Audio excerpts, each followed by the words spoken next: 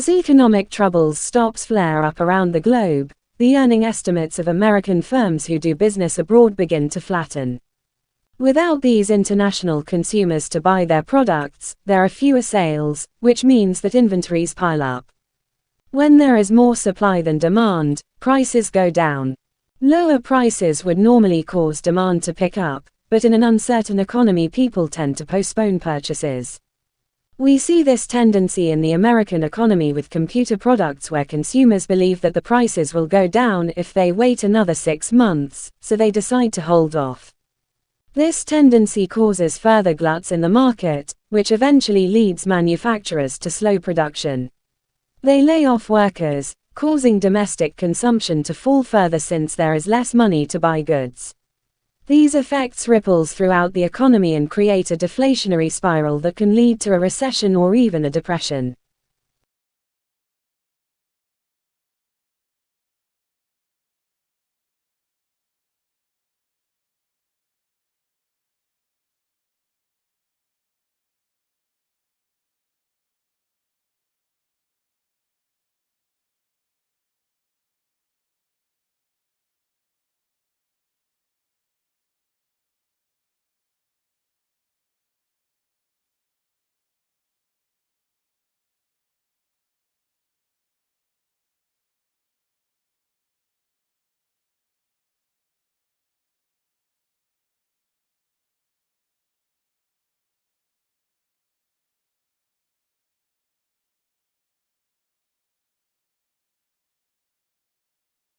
According to Dr. Ron Fessenden, MD, MPH, the average American consumes more than 150 pounds of refined sugar, plus an additional 62 pounds of high fructose corn syrup every year.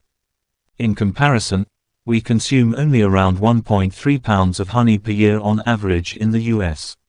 According to new research, if you can switch out your intake of refined sugar and use pure raw honey instead, the health benefits can be enormous. What is raw honey? It's a pure, unfiltered and unpasteurized sweetener made by bees from the nectar of flowers. Most of the honey consumed today is processed honey that's been heated and filtered since it was gathered from the hive. Unlike processed honey, raw honey does not get robbed of its incredible nutritional value and health powers. It can help with everything from low energy to sleep problems to seasonal allergies.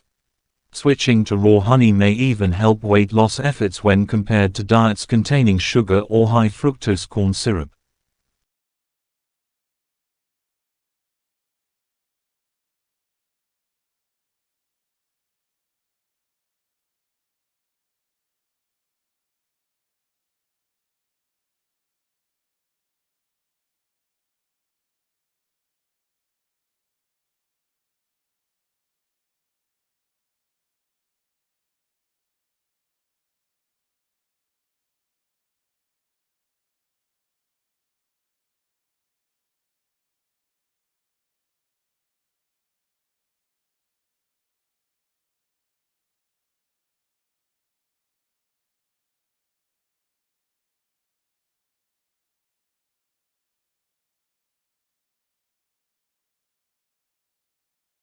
The area that is now South Africa has been inhabited by humans for millennia.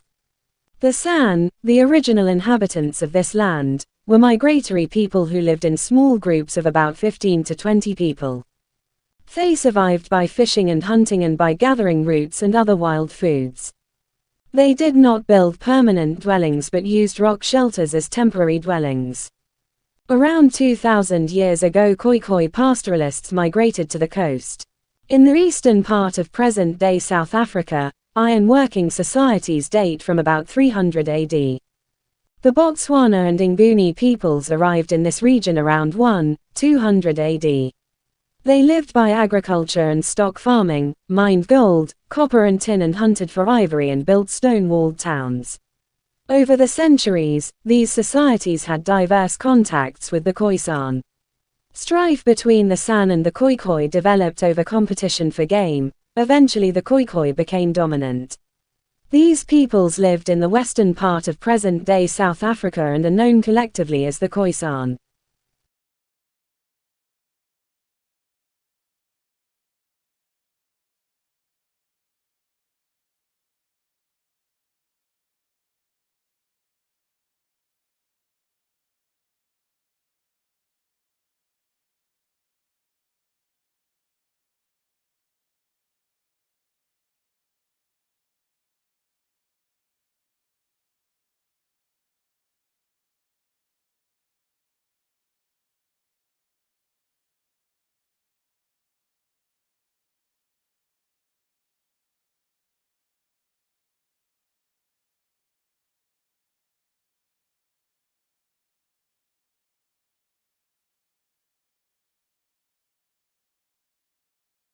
Is the purpose of history to promote a strong national identity and support national myths?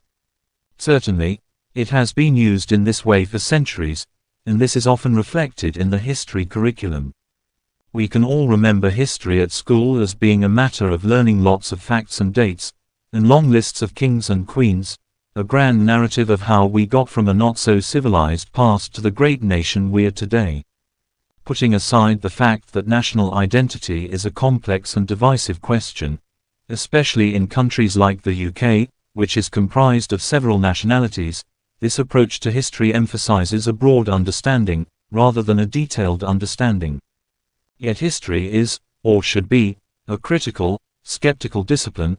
Some historians see their work as disproving myths, demolishing orthodoxies, and exposing politically motivated narratives which claim to be objective.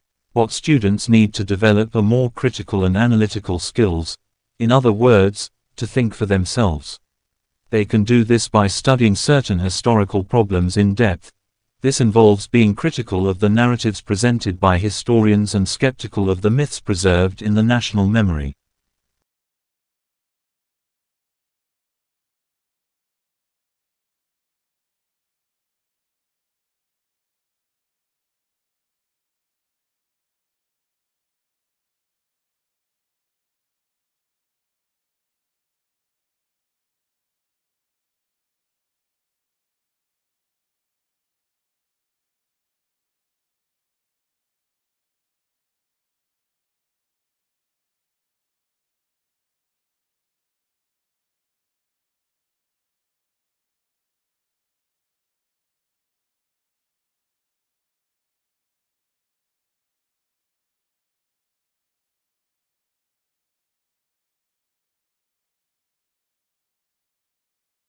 Skipping breakfast has drawbacks. It's no mystery why so many people routinely skip breakfast. Bad timing. It comes at a time when folks can be more occupied with matters of grooming, attire and otherwise making themselves presentable for a new day.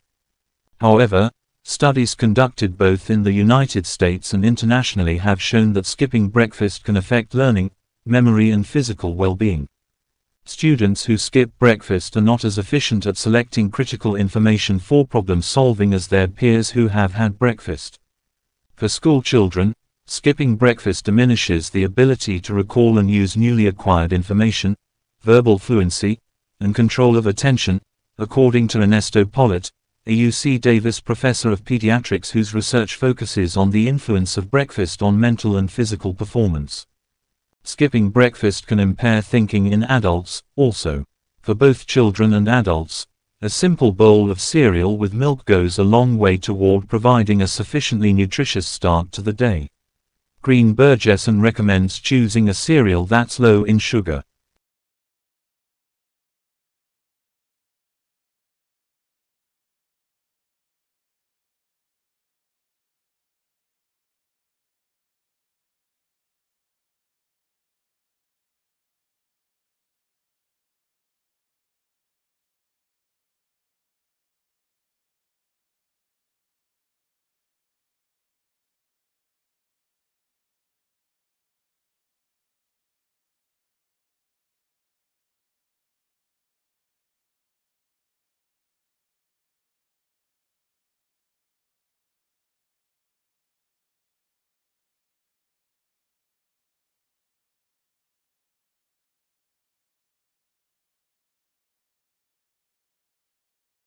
An international team of scientists is set to go to Arctic to investigate the Greenland shark longevity mystery.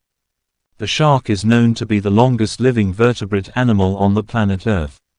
One of the members is Dr. Holly Shields, a physiologist and senior lecturer in the Faculty of Life Sciences at the University of Manchester.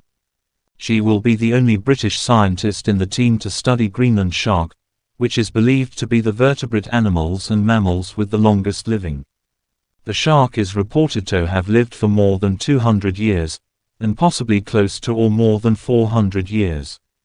The shark is both hunter and a scavenger, that feed on seals and other animals including polar bears and whales.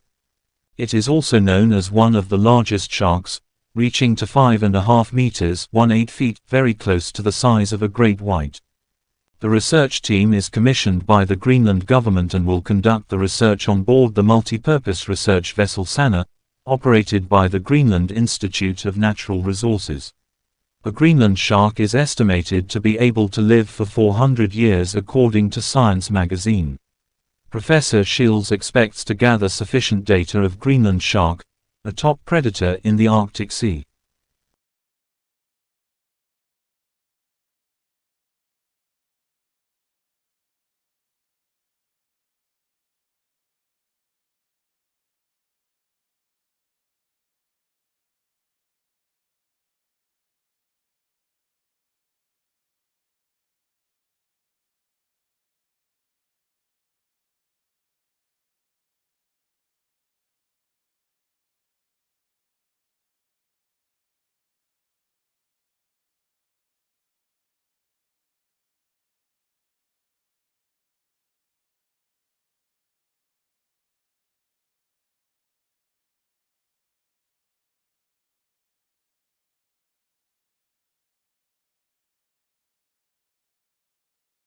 A day would come, Percy Shelley predicted in 1813, when the monopolizing eater of animal flesh would no longer destroy his constitution by eating an acre at a meal. He explained, the quantity of nutritious vegetable matter consumed in fattening the carcass of an ox would afford 10 times the sustenance if gathered immediately from the bosom of the earth. 200 years later, mainstream agronomists and dietitians have caught up with the poet. A growing scientific consensus agrees that feeding cereals and beans to animals is an inefficient and extravagant way to produce human food, that there is a limited amount of grazing land, that the world will be hard-pressed to supply a predicted population of 9 billion people with a diet as rich in meat as the industrialized world currently enjoys, and that it's not a very healthy diet anyway. On top of this, livestock contribute significantly towards global warming, generating 14.5% of all man-made greenhouse gas emissions, according to one much-quoted estimate from the United Nations. Now that the problem has been identified, the challenge is to persuade people in wealthy countries to eat less meat. That might seem a tall order, but governments have successfully persuaded people to quit smoking through a combination of public information, regulation and taxation.